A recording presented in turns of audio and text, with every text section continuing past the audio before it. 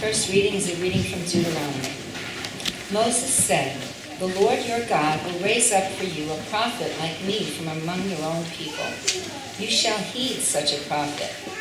This is what you requested of the Lord your God at Horeb on the day of the assembly when you said, 'If I hear the voice of the Lord my God any more, or ever see this great fire, I will die.' Then the Lord replied to me, 'They are right in what they have said. I will raise up for them a prophet like you from among their own people. I will put my words in the mouth of the prophet, who shall speak to them everything that I command. Anyone who does not heed the words that the prophet shall speak in my name, I myself will hold accountable. But any prophet who speaks in the name of other gods, or who presumes to speak in my name a word that I have not commanded the prophet to speak, that prophet shall die.'" The word of the Lord. Thanks be to God.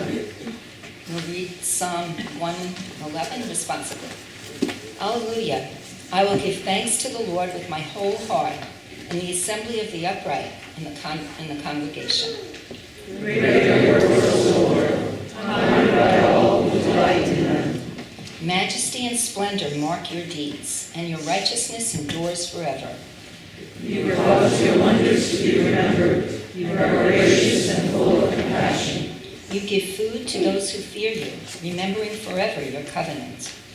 You have shown your people the power of your works, and given them the lands of the nations. The works of your hands are faithfulness and justice. All of your precepts are sure.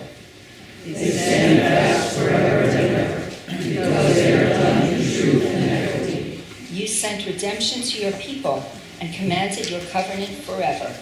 Holy and awesome is your name.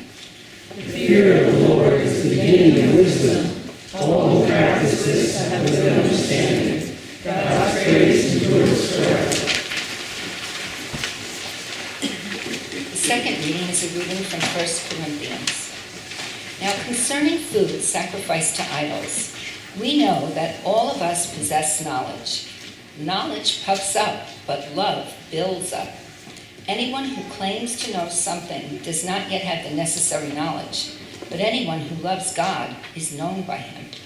Hence, as to the eating of food offered to idols, we know that no idol in the world really exists, and that there is no God but one.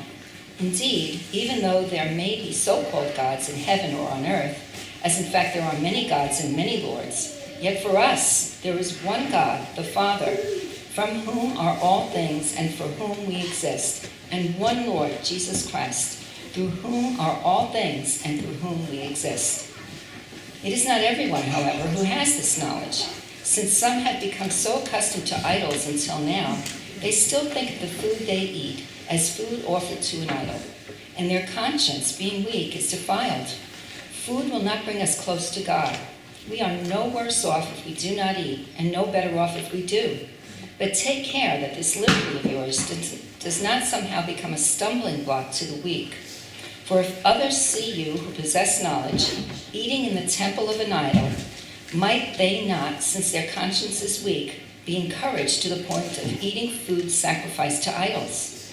So by your knowledge, those weak believers for whom Christ died are destroyed.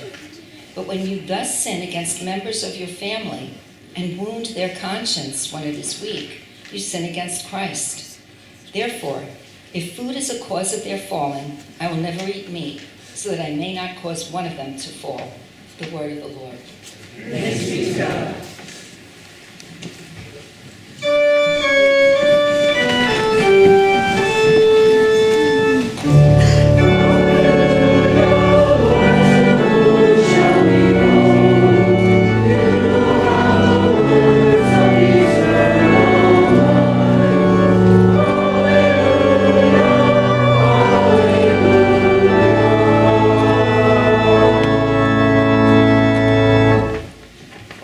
According to St. Mark. Glory to you, O Lord. Jesus and his disciples went to Capernaum, and when the Sabbath came, he entered the synagogue and taught. They were astounded at his teaching, for he taught them as one having authority and not as the scribes.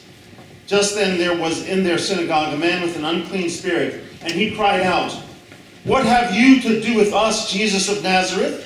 Have you come to destroy us? I know who you are, the Holy One of God." But Jesus rebuked him, saying, "Be silent and come out of him." And the unclean spirit, convulsing him and crying with a loud voice, came out. They were all amazed, and they kept on asking one another, "What is this? A new teaching with authority. He commands even the unclean spirits, and they obey him." At once his fame began to spread throughout the surrounding region of Galilee. The gospel of the Lord. Praise you, Lord Christ. Please be seated.